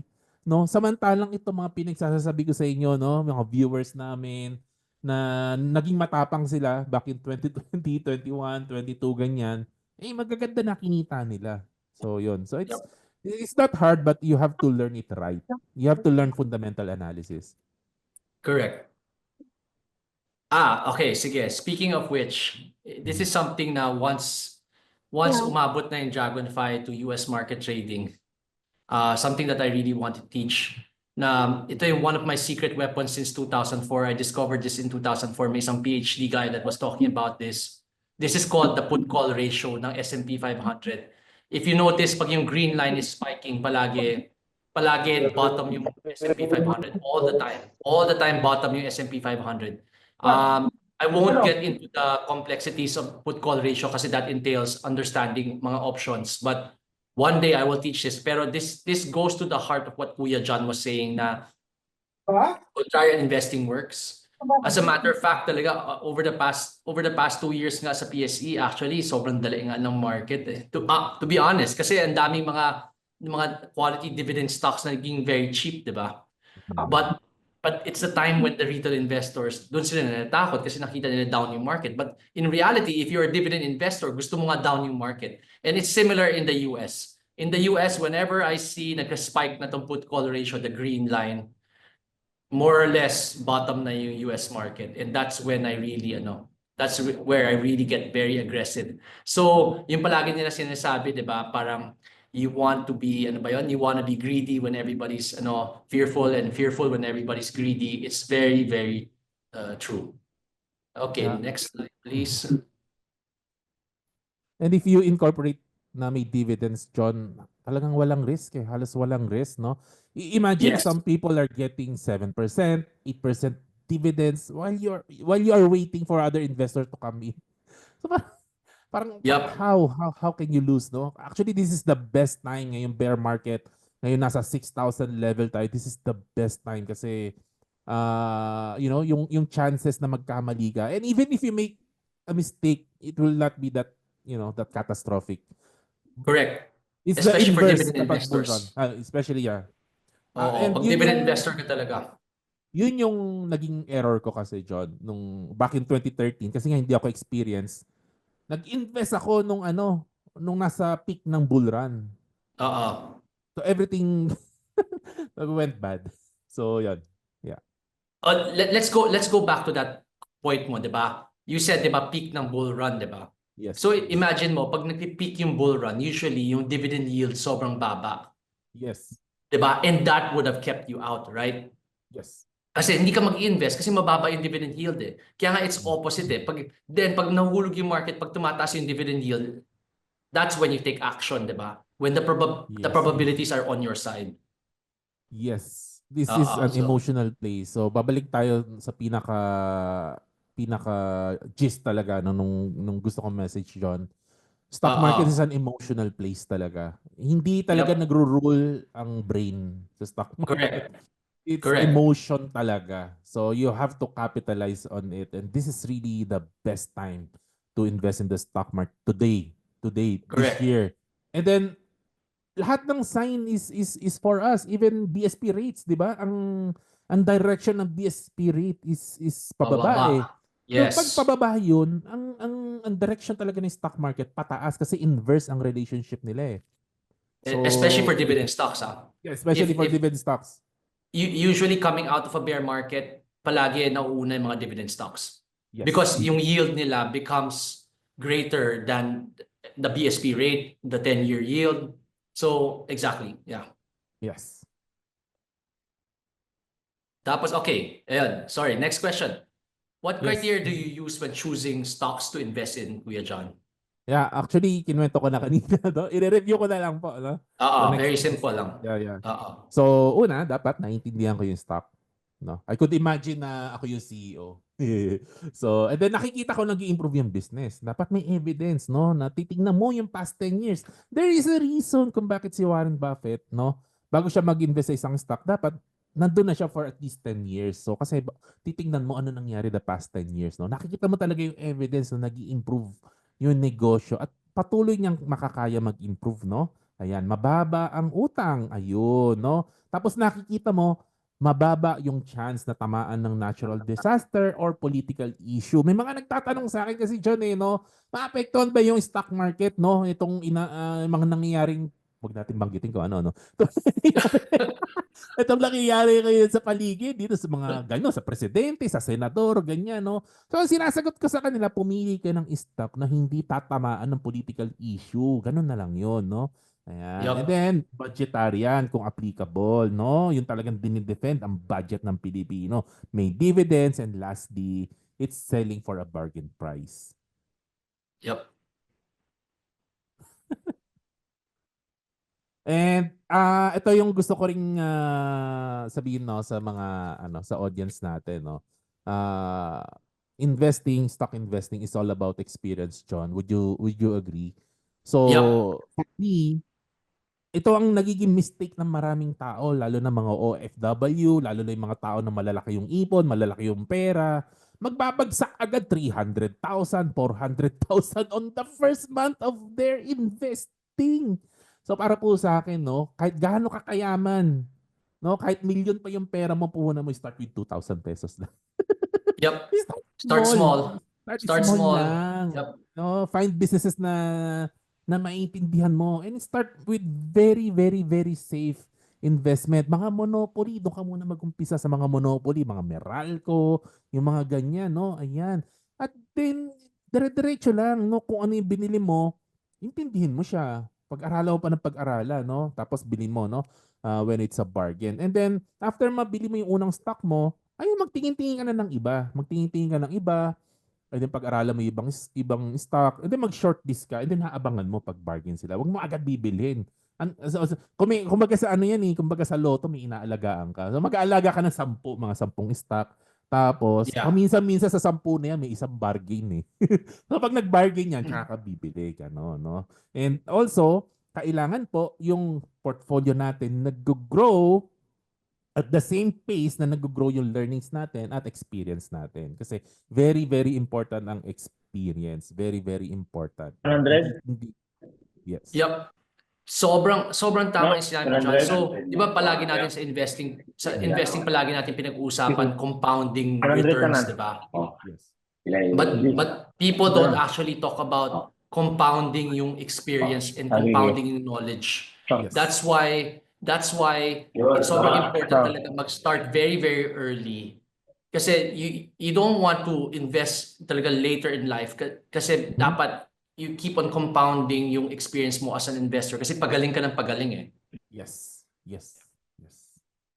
So, hindi pwede mayabang sa stock investing, no? Huwag Yeah, hindi tayong pwede. bibiglain. Ganun talaga. Yari. Kailangan Oo. may humility tayo. Ganun talaga ang mundo Correct. na to Otherwise, i-humble tayo ng stock market. Yep, Ayan. all the time. The hardest decision for many investors is when to sell. What's your framework for making selling decisions, Kuya John? Ayan. So, ito kukuntian lang natin kasi selling in itself, malaking topic ito And actually, no, kung titingnan natin, no, mga discussions ng mga investors talaga, mas mahirap talaga yung when to sell. Mas madali yung when to buy. Pag mura, bilhin mo na agad. Pero yung sell, ang hirap. Ang hirap kasi minsan, ang mahal na ng presyo niya. Kaya lang, John, may momentum pa rin Yes, oo, mahirap nga. Sayang Umaangat pa, sayang So, paano kailan ako mag-exit? So, ang hirap talaga niya na tanong, no? Yung iba Yes. naman, ipit na, kinikip pa rin, no? Ang hirap talaga na tanong ito, sa totoo lang. Well, anyways, no? Ako, naniniwala talaga ako sa beginning with the end in mind. Dapat bago mo palang bilhin yung stock, may idea ka na kung kailan mo ibebenta at magkano. Yun. So, parang gano'n, no? Yep. Begin with the end in mind. So, sometimes, pag may binili akong stock, no, una, may time frame. Minsan may time frame ako na, okay, Itong business na to nangako. Ito daw gagawin nila, John. Ito magtatayo kami ng ganito karaming branches in 3 years. Sige nga. So, poobserbahan ko ng 3 years. So, pwedeng ganon. And Yeah. then I re-evaluate, nasunod ba nila. So, kung nasunod nila, and then I will re-evaluate ulit kung i-extend ko pa na hawak ko siya o hindi. So, that's time-based, no? And then another thing is, pwede kang may target price na agad. Na pag na-hit niya yung target price na yon, edi ibenta mo na. Sayang din yun. Unless momentum says otherwise. Unless momentum says otherwise. Yan. And then, of course, very, very important, no? Pag nagbago ang fundamentals, pag na-realize mo mali ka, guys, kay trading man yan, kay investing man yan, pag mali ka, tanggapin mo ng mali ka. You have to cut your losses. Sometimes, kahit investor ka, kasi ito yung thesis mo eh. Ganito ang mangyari sa business na to, iba ang nangyari. At sa tingin mo hindi na magbabago, ba't ka pa mag-hold on, no? Sabi nga ni John, no? Sabi nga ni Peter Lynch, no? Na wina-water mo yung damo. Wina-water mo yung damo. Sayang, ayun. Ito ginawa ko to last year, John, 2024. May mga palpak din ako na investment. Wala eh. Talagang tinanggap ko na. You have to man up and accept na nagkamali ka. So, nung Yep. binenta ko siya, binili ko ng mas magandang stock, ayun, maganda. Ang ganda nung naging result, no? Ayan. So, another thing din, John, US versus Philippines, no? So, sa Philippines, mababa ang switching cost. So, opportunity cost. If you see na may other investment na mas malaking kikitain mo, why not switch? Kasi mababa ang switching Correct. cost sa atin. Sa US, mataas ang switching cost. Okay. Yep. Okay. Dito na tayo. Mali pala yung sinabi ko kanina. Sinabi ko, we are into the exciting part. Ito yung tunay na exciting part. Portfolio showcase. Ayan. So, kinunti ako lang. Hindi ko Okay. napapakita Ayun, yung Kuya John, can you show us a snapshot of your current portfolio composition? Ayan. So bago ko sabihin, gusto ko lang sabihin, investing is not a competition. Pag yung Yeah. nakikita natin sa tabi natin, no, yung kaibigan natin, mas malaki yung kinita sa atin, dapat happy lang tayo para sa kanila. Tayo, nakafocus lang tayo, no, sa ating sariling journey, no. Dapat satisfied tayo, no, sa returns Yep. ng ating So bakit ko to sinasabi, John? Kasi yung mga viewers ko, mas malaki yung kinita sa akin kaya nabubisit ako. Kaya ko sinabi to na huwag ka maingit. Para sa akin to, John, huwag ka maingit sa viewers mo. Okay lang yan kahit mas maliit ang kinita mo. Next slide po. So, so hindi ko ipapakita yung buong portfolio ko, John. No? Yes. Papakita ko lang yung dividend portfolio ko na ini-start ko last year, March 2024. Take note, March ngayon, John. So kasi ito, galing ito sa pondo ng time deposit ng anak ko. So tinanggal ko siya, pinasok ko siya sa stock market. Tapos minadali ko ng March. So bakit March? March is a magic number, John. Kasi a magic month. Bakit? Kasi from March to July, diyan nangyayari lahat ng dividends.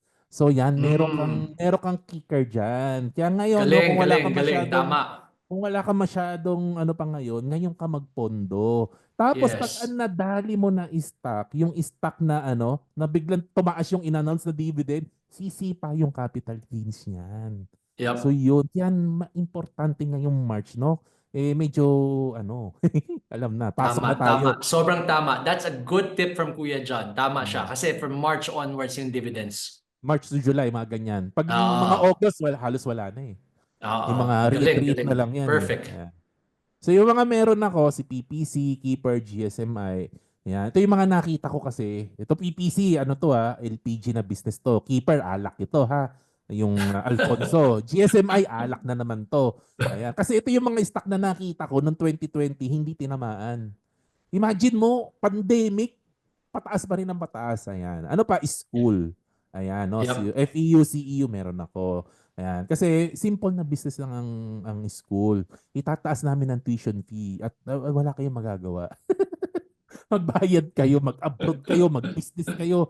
Bahala kayo. Basta itataas namin ng tuition fee, no? Anyways, totga ko si STI. Sayang, di ko nabili yan. Anyways, ayan. Ano pa? Mga Lucio ko business. Kasi gustong-gusto ko talaga si Lucio ko, John. I feel na sobrang ni Lucio ko. Very, very practical na businessman siya. Hindi siya yung yung pasok ng kung ano-ano. Masyado siya mapili. Pero pag pinili niya isang bagay, yung mga talaga, practical businesses. So gustong-gusto ko yun. So ito yung mga ko. And then this is up by 20%. Actually, kanina up siya ng 30% kasi nagpa-fluctuate yung market eh. Wow. Congratulations, John. Thank you. Ano pa ba? Meron pa ba next slide? Next slide. Ay, sa inyo na yata to. Well, basically, yung portfolio ni Kuya John is in the signature portfolio. Later on, si Aaron, papakita niya sa atin how to access it. Makikita niyo yung portfolio ni Kuya John. Tapos, may mga nakasulat na talaga mga buy below ni Kuya John. That's why you can buy it in one go. Mhm. Okay, next slide, Aaron. Ito, Kuya John, ito na. Ito talaga sobrang ingit ako sa'yo. Sobra ako ingit kay Kuya John. And you'll find out why. Nainggit pero may palpak pa rin. So, sige, case study si GSMI. So, bakit ako nag-stay kay GSMI? Okay, kasi, right now, I'm 90% up. Kasi luma na, Galing. luma na to eh. 90% up ako sa GSMI. Ganito lang kasi siya, on the artistic side, no? On the narrative side. Kasi John, I believe investing, dapat dalawa ang components. Ang nakikita kong mali ng ibang tao kasi, they look at just numbers. Numbers Mm-mm. alone, kulang yan. Kailangan may story behind it. May narrative, no? So, ang nakita ko kasi dito sa alak na to, sa GSMI na to, for thousands of years, ang mga tao umiinom eh. Hindi na magbabago yan, John eh. Hindi na magbabago yan eh. Nagbabasa ako ng history, no, mga Roman Empire, Babylonian, no, umiinom ng alak eh. 3,000 years ago pa yun. Tapos alam mo naman, 'di ba, sa US no 1920s nagkaroon ng prohibition era. Prohibition, oo. Yeah. Sinabi, buong bansa, walang iinom. Napigil ba? Hindi napigil. Inom pa rin ang inom eh. Ano pa, sa Pilipinas, sabi ni Duterte, bawal ang drugs. Walang nag-drugs. Takot lahat kay Duterte. Sabi ni Duterte, wala magpapaputok. Takot ang tao, hindi nagpaputok. Wala nagpapaputok ang New Year. Sabi ni Duterte, walang alak. Ay, hindi pwede yan. Hindi pwede yan. At yung evidence, no, tingnan ninyo yung annual report ng GSMI ng 2020, umangat pa. O, natakot kay Duterte, no, mga tao. So, that's yung story na side, no, nitong GSMI. And then, of course, it's supported by numbers. It just keeps on growing. It keeps on growing, no? And then, walang utang talaga to. Zero to dyan. And then, pag tinignan mo yung return on invested capital, no, kung gaano ka-efficient talaga yung company ito, ang taas talaga. Ang taas. So, kung may market pa na gusto nilang pasukin, kaya nilang mag-grow at a very, very fast pace, no? And then, ang mura niya, no? Single digit lang yung PE ratio niya. So, guys, no, um, um, yung metrics na usually na ginagamit ko, I think nagkukwentuhan kami ni John before, no? Ako, simple lang ginagawa ko. Actually, PE ratio lang ang ginagamit ko, Mm. John, no? If nakita ko Yeah. single digit, binibili ko na. But, may ano siya, may condition. Dapat growing yung stock and dapat walang utang. Kasi kung malaki yung utang or hindi nag-grow, hindi nag-work yung PE ratio na ganyan. So nag-work na siya kung growing yung stock at walang utang. Pwede yan. Single PE ratio. And I feel na si GSMI was a no-brainer. No-brainer siya for Yeah. me. And meron pa yata eh. Meron pa ba akong... Yes, meron ka pa. Ayan. There. Yan. So, Resistant to inflation. resistant to inflation kasi pumunta ako ng grocery. Nakita ko, 65 lang pala yung gin bilog. So, imagine that. 65 lasing ka na. No? Yung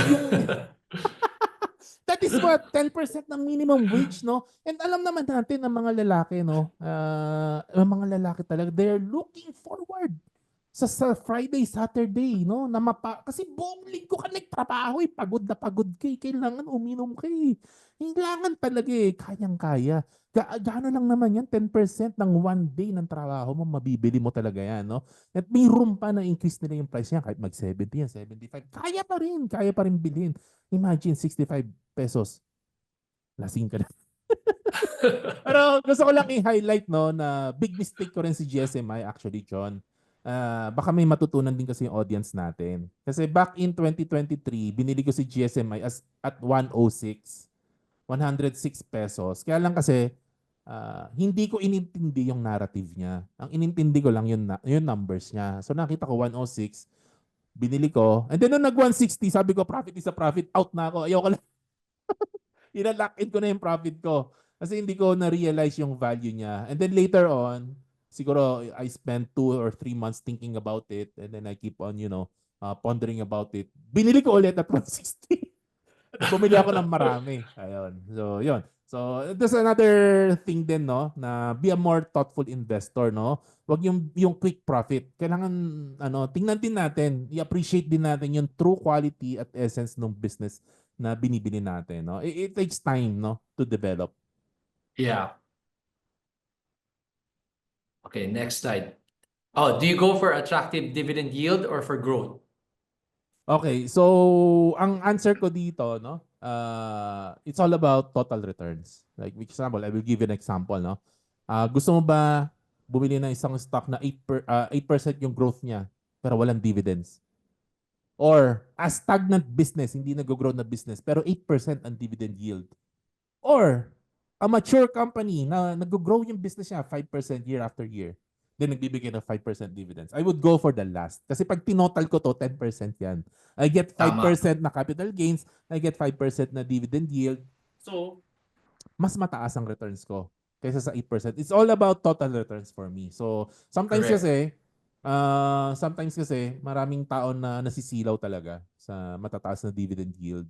And sometimes, ina-assume nila na maganda na agad yung business. Like, for example, what happened to GMA, no? And ang taas kasi ng dividends sa pinamimigay nila and marami nasilaw doon. And now, of course, syempre, no? So, you really have to look at the total returns. Yeah. Yep. Perfect. Same. Ako rin, very much the same. That's how I look at it. There's addition notes. Meron Okay. pa pala ako additional notes. Sorry, no? Hinahabol ko kay Aaron to. Guys, no? If you are still far from retirement, no? Wag mo munang i-optimize yung ano mo, yung fixed income mo or yung dividend yield mo. Focus on yung growth ng total na portfolio mo. Tsaka mo na i-structure yung portfolio mo. Kasi sometimes ganun yung nakikita ko sa iba, no, when they discuss dividends, they go for the highest talaga na dividend yield, no, or they go Yeah. for monthly dividends, which I feel is a mistake. For me, focus muna na kung malayo ka pa sa retirement, ha, kung malayo pa, focus ka muna na mag-grow yung buong portfolio mo. And then pag malapit ka na mag-retire, tsaka mo na unti-untiin ilipat, no? Kung sino man yung mas mataas ang yield o kung sino yung mas magbibigay ng dividends on a month that you need it. Yep, perfect. Kailangan mas maging income-like na siya. Tama. Yes, mas maging income-like na. Pag Kasi palapit ka na ng palapit. this is yung palagi namin kinikwento sa Dragonfly, yung rule of 110. So 110 minus your age, dapat yun yung ano mo, equity exposure mo. So kung 20 years old ka, 110 minus 20, 90% sa stocks ka, 10% ka sa fixed income. And that was 110 minus 30, so on and so forth. Mhm. Okay. Next, how to copy and learn. Okay, Aaron, take it away. Alright. So actually, I just wanted to show everyone how easy it is to access yung portfolio ni Kuya John, how you could copy it by going through our Dragonfly mobile app. So share screen ko lang. Okay, so actually when you go to the homepage, makikita mo yung dashboard, di ba? But the most important feature here, which I believe pinaka-helpful talaga, especially for people starting out with their investments, is yung signature portfolios. So right beside stocks, you just click signature portfolios.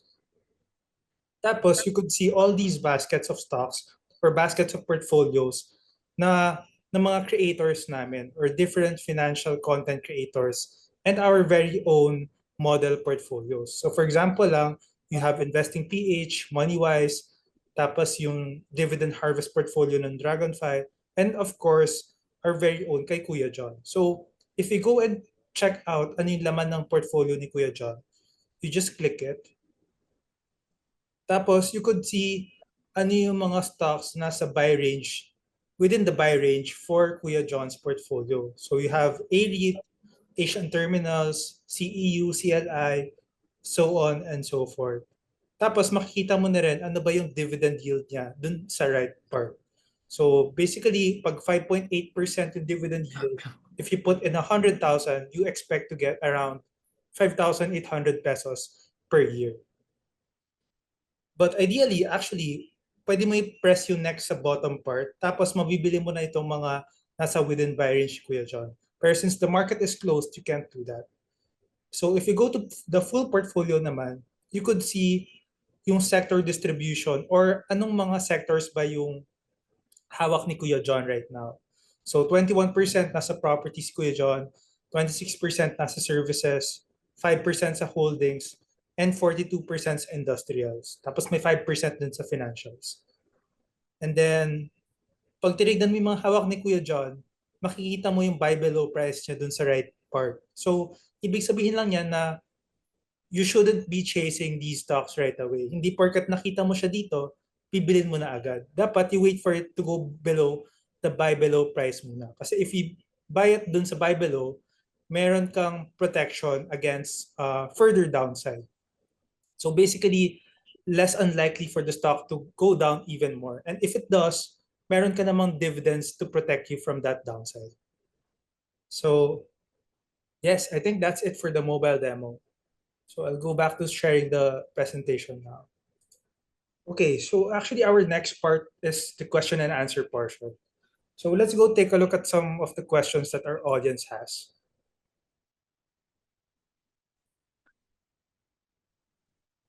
Okay, so pag bumaba na ang stock, ay may possibility ba na ma-bankrupt to or mawala sa stock list? Meron kasi more than half na stock ay lose. Yep, you want to take it, Kuya John? I think the first thing na kailangan mong tignan is ano yung reason kung bakit bumaba yung share price niya. Yeah, you have to understand ano yung naging problem niya. And then that will be case-to-case basis.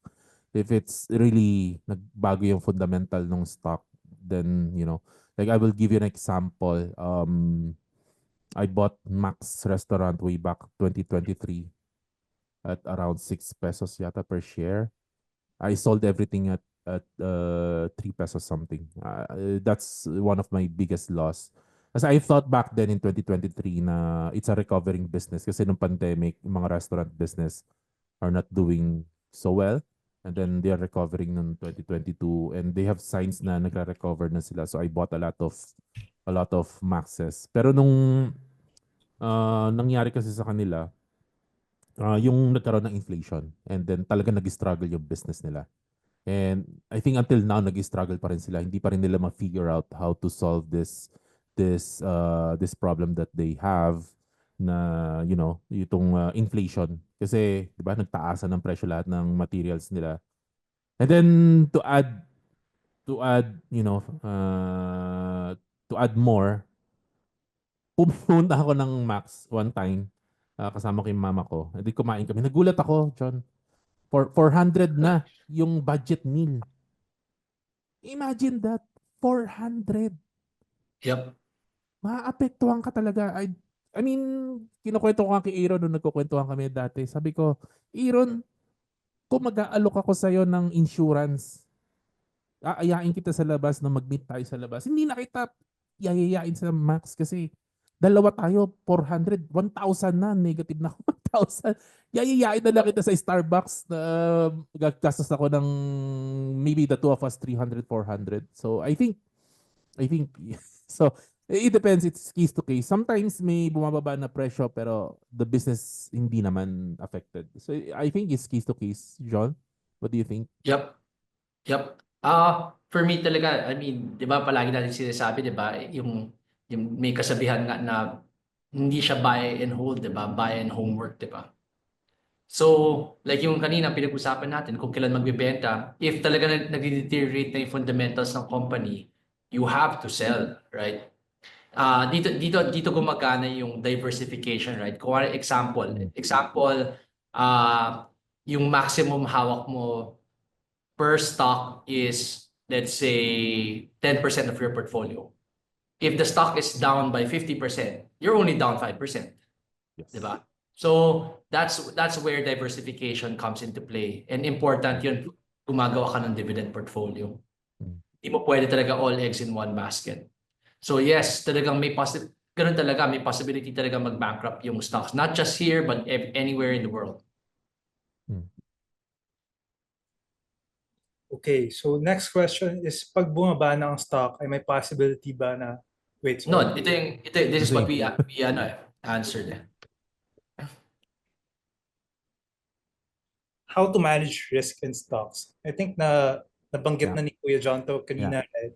Yeah. And I believe yung main takeaway ko talaga dito is that you have to have a checklist, and Yes. part of managing risk is kailangan, for example, ang tadalan ko kanina is you follow the leader, right? You look for strong financial health. Pero how about you, Kuya John? Anything to add here? Gusto ko lang mag-shoutout kay Investing PH. He is someone na very, very strict sa kanyang checklist. So, panoorin niyo yung video niya. He's very, very big sa checklist niya. Sometimes, hindi ako ganun ka-disciplined na katulad niya na, ito yung checklist ko, susundan ko talaga siya. Sometimes, violate ko siya. And sometimes, naiiyak ako. Kailangan may checklist kayo, no? Kailangan mag-start kayo with something and then as you learn, may sarili kayo may dadagdag sa checklist ninyo. Yung sarili nyo na from your own experience, may dadagdag kayo. Yeah, checklist is very, very important. How about you, Sir John? You would like to add anything? I'm just Aaron, by the way, we don't see your ano na, we can't see your deck na. Yeah. Kuya John, nakikita mo pa yung deck? Wala na, No, di you ba? are seeing our faces. Our Yeah. faces lang lahat. I'll Okay, share my sige. screen again. Yeah.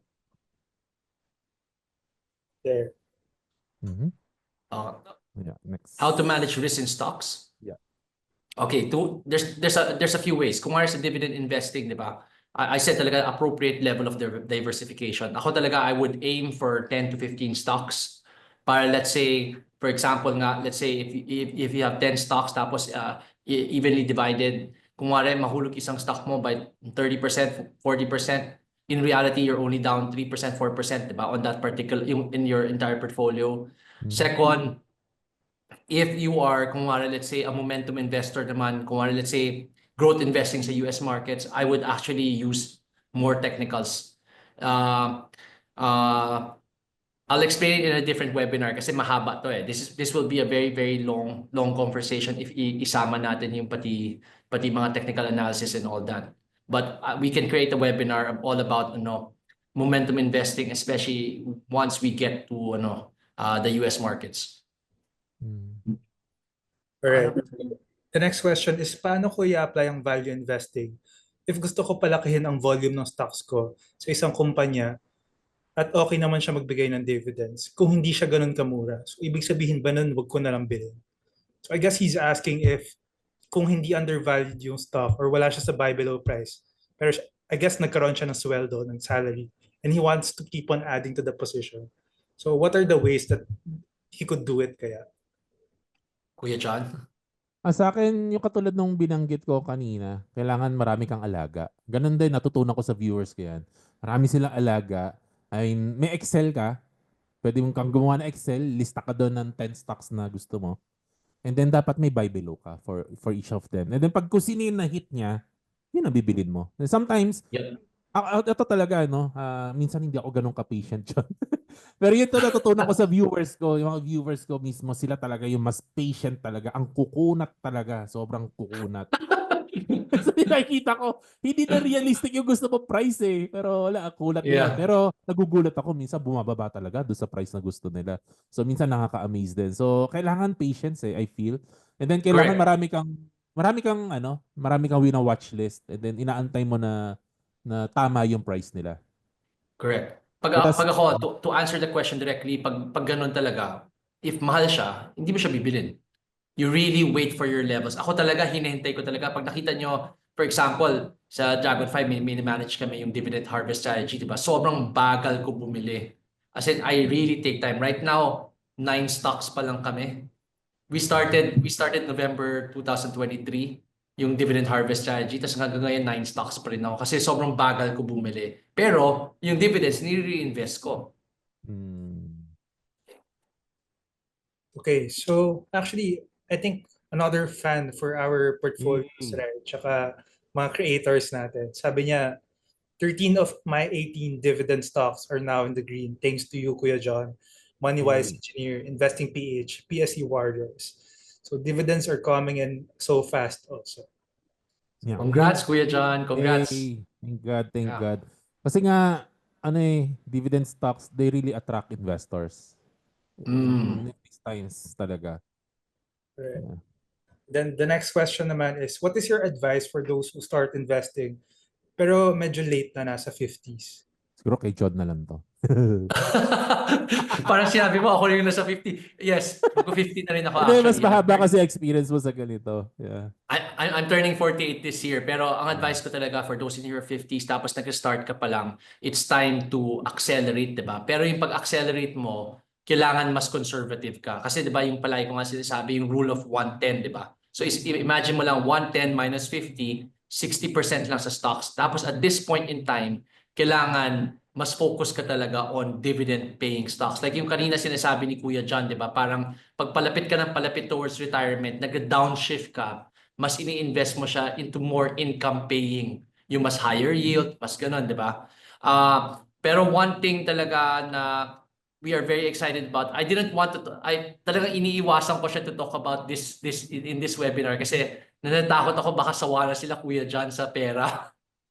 Mhm. Pero I have to say, yung pera talaga is so powerful, especially for those na late na mag-invest. Why? Kung wari empleyado ka, tapos you invest in your pera, yung 200,000 na yun, as I said, walang tax. Hindi siya taxable as long as part siya ng salary mo. If you let the corporation contribute, pero talagang part siya ng total compensation mo, wala kang tax ko. So example, kung wari nasa 25% tax bracket ka, tapos sa 200,000 mo, you save 50,000 pesos plus the 5% dividend, the 5% tax credit. So you save 60,000 pesos a year. So sa 60,000 pesos na hindi mo binabayad sa tax, pag nilagay mo siya sa pera mo, from 50 to 65, nakaipon ka ng 900,000 in taxes na you weren't supposed to receive in the first place. Tapos kung wari, 50 years old ka na, takot ka na sa risk, pwede mo siya lagay sa money market na 6% lang kasi in pera walang tax yung interest income ng money market kaya mataas yung yield 6.35%. So pwede mo lang siya lagay doon sa money market, i-compound mo lang siya at 6% per annum. So ang laki mahahabol mo for your retirement. How about dividends, Sir John? Wala bang tax on dividends? In your Yeah. pera, the 10% dividend tax goes away. Kaya nga sobra siyang powerful eh. Isipin mo John, I know you're working as a developer right now, 'di ba? Mhm. Ipa-structure mo sa company mo na next time we can present to your HR kasi tapos na yung Yes deck po. eh. Actually tapos na yung deck. We're ready to present to mga HRs ng mga Sige po. companies. You introduce me to your HR. We'll talk to your HR on how to structure your compensation Sige po. na para mawala yung taxes mo dun sa 200,000. Nice. Tapos, yung 200,000 na yun, when you invested in dividend-paying stocks, the 10% dividend tax goes away. Nice. Sobra siyang powerful. Kaya nga If- sobrang excited ko about pera eh. And it's perfect for people talaga, young and old. Pero sa mga naghahabol, this is even better. Bakit? Because from 50 to 65, gusto mo na, parang kunin mo na lang yung taxes from the government, make it your own, and yun ang pang-retirement mo. Yes. If I may add, John, no, since I'm into math, guys, wag nating i-underestimate yung pera kasi like for example, mawawala yung tax mo sa dividends, no? So we're talking about you will save like 40 basis points Correct. every year. Pag kinompound mo yun over 20, 30 years, ang laki nun. Ang laki nun. It's game changer, game changer. It could be 30, 40, 50% more sa buong ano mo. So don't underestimate yung power ng compounding. Kasi sabi nga nila John, 'di ba? It's easy to achieve average results sa stock market. But every 1% na i-improve mo, iiyak ka ng dugo. Kasi yung reward niya ang laki-laki. Every 1% Sobrang na laki. ma-improve mo, ang laki ng reward, no? So, wag natin underestimate yung pera. It's a game changer.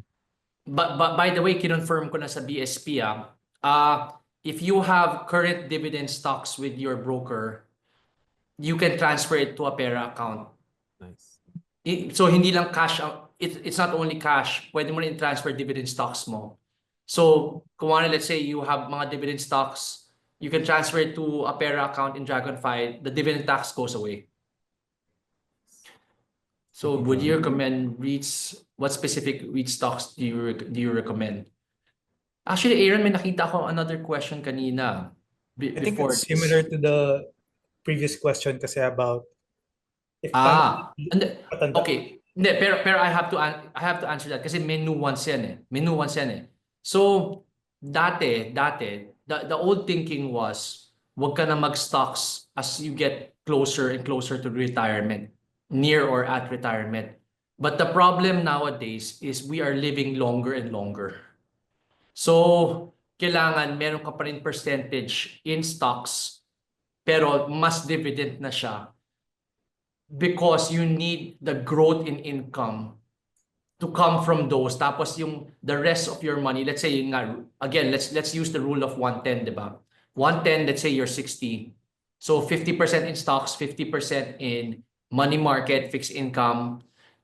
Gawin mo na yung 50% talagang pure dividend stocks na talagang safe, yung safe yung yield. Tapos yun, at least pwede lumaki yun eh. Pwede lumaki yung yield over time kasi we are living longer and longer. Yan yung issue. Before the old thinking was, wag ka na mag-stocks. Pure fixed income. But now, it has changed eh. Because ngayon, umaabot na tayo 85, 90, and you can't just rely on yung mababang yield ng let's say time deposit or whatnot. Kaya yung fixed income kasi, John, hindi tumataas eh. Exactly. Yun na yun eh. Yung fixed Kung ano income, siya, hindi tumataas. kung ano siya, yun na. Pero kung hahaluan mo siya ng dividend stocks, may chance Correct. na tumaas yung dividends niya eh. Yeah, like Correct. ICT. Yeah, yung palagi natin ICT. ginagamit, ICT, right? Like, it's so ridiculous, di ba? Imagine you guys, ulitin lang natin Kuya John, kasi I'm sure baka may mga newbies here that hindi pa narinig eh. Imagine you guys, in 2002, ICT paid 30 cents yung dividends niya. This year, it paid 14 pesos and 16 cents in dividends. Ganong kalaki yung tinaas niya ng dividends. So it's different eh. Yung fixed income, hindi na tumataas, di ba? Parang it's a steady yield lang eh. Okay. Would you recommend REITs? And okay, ako yes. We have 3 REITs yung sa dividend harvest strategy namin. I have A-REIT, RCR, saka C-REIT. Although most of them at this level, for me, medyo mataas na. So you have to wait. You have to wait. C-REIT, I'm very excited. Kasi John, we met with yung we met with yung investor relations ng C-REIT. Kami tatlo ni Jared saka ni Franco. And ang ganda yung mga narinig ko. Talaga, ang laki pa pala pwede infuse talaga sa C-REIT. They're gonna infuse 1 gigawatt worth of generation capacity every year into C-REIT from CREC. So it can really magnify the dividends. But I would wait. Yeah, ako sa REIT, I think it's good kasi it's easy to understand. It's property, you rent it out, and then pamimigay yung rental income. It's simple to understand. It's not really rocket science. So I think it's good. And Yup. of course, alam naman natin ng rental, no? Tataas yan eh, together with Correct. inflation. So, I mean, wag na natin pag-usapan yung yung infusion, John. Yung rental niyan tataas yan. Imposible hindi Correct. tataas. Papayag ba halimbawa kung sino man REIT yan na may mall siya, hindi niya tataasan yung renta yung umuupa sa mall nila for 10 years, hindi na mapapayag yun. Tataas yun. So yung income din Tataas. natin, tataas din. And it's very, very simple. So, yeah. Yep. Okay. Here's the problem with pera. I mean, it's a problem. It's both diba, a blessing and a curse. Yung in pera, it's meant to help Filipinos retire well. So ginawa nila, you can only access the funds when you're 55. But in other countries, just for your reference, in other countries like America, sa US, you can only access at 65. So 55 actually is good. That's why kanina, nakalimutan ko banggitin kanina, to the person that asked pag 50 years old na siya, the great thing about investing in pera at 50 years old is you only need 5 years worth of contribution to be able to start accessing your pera. So kung from 50 ka, nagko-contribute ka all the way to your 65, by 55, kung kailangan mo yung pera, pwede mo na siya i-withdraw without penalties. Okay. May limit po ba kung ilang dividend stocks ang ita-transfer? Walang limit. Ang limit is 200,000 pesos a year. So kung yung dividend stocks mo, dapat yung market value niya 200,000 or below. I heard from ano na they intend to increase pala. Next time raw tataasin yung pera. No, actually it's ano yung rule ng BSP is 5 and 55. So you have to have at least 5 years worth of ano contribution to your pera. Tapos you can only withdraw starting 55. And I believe we have pera. Can I have a separate pera account? No, kasi you can only have one pera administrator. So, but you can request to transfer to Dragonfly.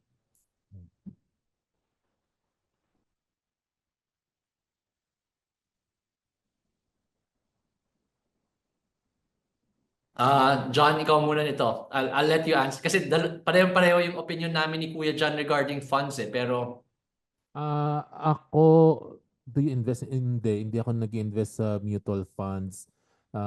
For the reason na most probably ang bibili lang nila index. And why would I pay 2% to a mutual fund kung ang bibili lang nila is the PSEI index? So there, I don't see the point. And then also yung 2% na yan, over a long period of time, ang laki niyan. 2%. yes. And na-try ko na kasi yan before. UITF ako. Nawawala talaga yung dividends kasi doon napupunta sa fees talaga. So, and ang laki na mako-compound nun kapag hindi nawawala sa yung yung dividends. So, ako hindi ako nag-i-invest sa mutual funds. Pero I just want to make a disclaimer equity at local na mutual fund, hindi ako nag-invest. Yeah. Correct. Correct. Actually, sorry John, if I may add, no, it's not about na bad ang mutual fund. It's just that mataas yung fees sa Pilipinas kasi maliit yung market. correct. And it might hindi magme-make sense sa kanila na gawin nila yung business nila, na gagawin nilang 10 basis points, 7 basis points. Wala na mangyayari sa mutual fund. Yes. Hindi sila magsusurvive. And then since maliit yung market ng Pilipinas, they have to charge big fees. Hindi naman dahil bad sila, hindi sila bad. It's just the nature of the business. Perfect explanation, John. Tama. Hindi naman hindi naman malicious yung Hindi dahil sa greedy. Hindi dahil sa greedy. Yeah. charge yan ng fees Hindi malicious. It's because maliit yung market. So, kailangan nila mag-charge ng malaki to make it viable, economically viable. Ako, I only invest personally, I only invest in money market. And there's a reason for that. Money market na UITF. Why? Kasi retail investors are not allowed to invest in Bangko Sentral bills. Only trust companies and banks can invest in Bangko Sentral bills. So the only way we can access those yung high yield na risk-free investments sa BSP is through the money market. So and yun yung fees niya actually mababa. So I always invest yung mga spare cash ko, I always invest sa money market. Kasi the difference between the money market and a time deposit, to actually get the level of yield ng money market, kailangan first of all, sobrang laki ng pera mo to deposit sa bank. Tapos sa time deposit, you can't withdraw anytime. Sa money market, you can withdraw in one day you can withdraw. Basta any day you can withdraw.